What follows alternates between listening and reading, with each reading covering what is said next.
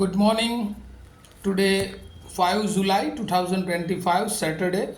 Wisdom of word of God morning ડિવોશનમાં આપ સર્વનો આવકાર કરવામાં આવે છે અને પ્રેમી સલામ પાઠવવામાં આવે છે. આજે ને પ્રભુના વચનોમાંથી આપણે નીતિવચનોનું પુસ્તક એનો 13મો અધ્યાય અને એની 10મી કલમ પર ટૂંકું મનન કરવા માગીએ છીએ. અને પ્રભુનું વચન આપણને આ પ્રમાણે કહે છે, અભિમાનથી તો કેવળ તકરાર ઉત્પન્ન થાય છે, પણ સારી સલાહ માનનારાઓ પાસે જ્ઞાન છે.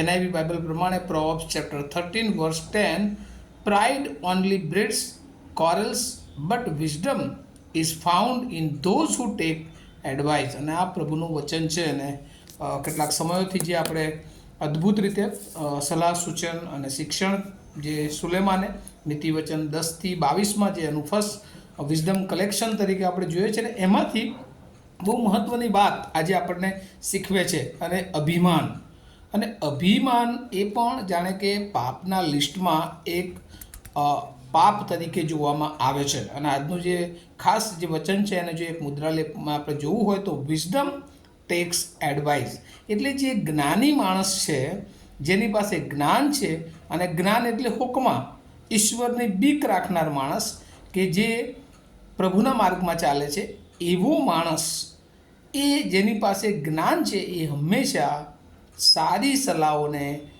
માને છે. અને બીજી તરફ જે આજે આપણે વચનમાં જોઈએ છે, અભિમાન એ જ્યારે માણસના જીવનમાં હોય છે ત્યારે કેટલીક બાબતો એ શૈતાન એના જીવનમાં સ્થાપી દે છે. અને એમાં જે માણસ પોતાનામાં અભિમાન છે એ એવું સમજે છે કે હું જ સાચો છું, હું જ સારો છું, હું જ શક્તિશાળી છું, મારા જેવો કોઈ જ્ઞાની આ પૃથ્વી પર છે નહીં.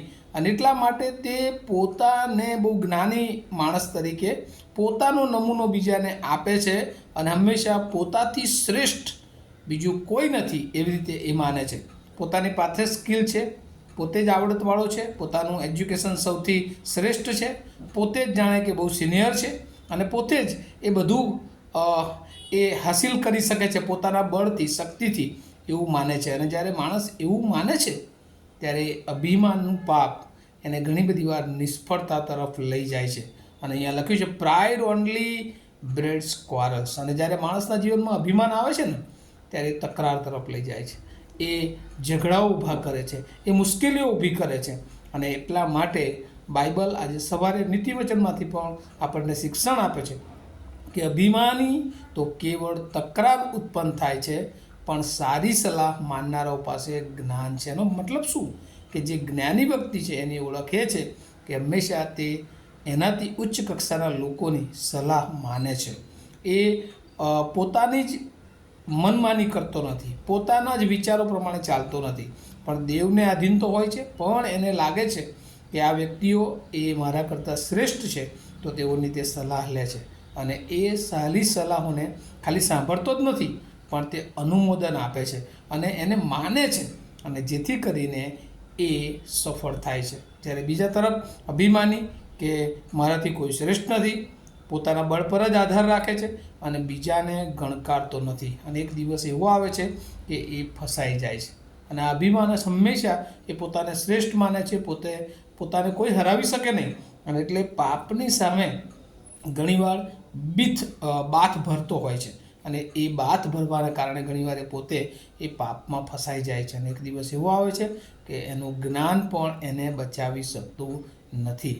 અને એટલે આજે સવારે પ્રભુ આપણને કહે છે કે જેની પાસે જ્ઞાન છે, વિઝડમ ટેક્સ એડવાઇસ, જે જ્ઞાન છે એ હંમેશા સલાહ લે છે. શું આપણે આપણા જીવનમાં આપણા જ્ઞાન પર જ આધાર રાખીએ છીએ, આપણી ક્વોલિટી પર જ આધાર રાખીએ છીએ, આપણા ક્વોલિફિકેશન પર જ આધાર રાખીએ છીએ?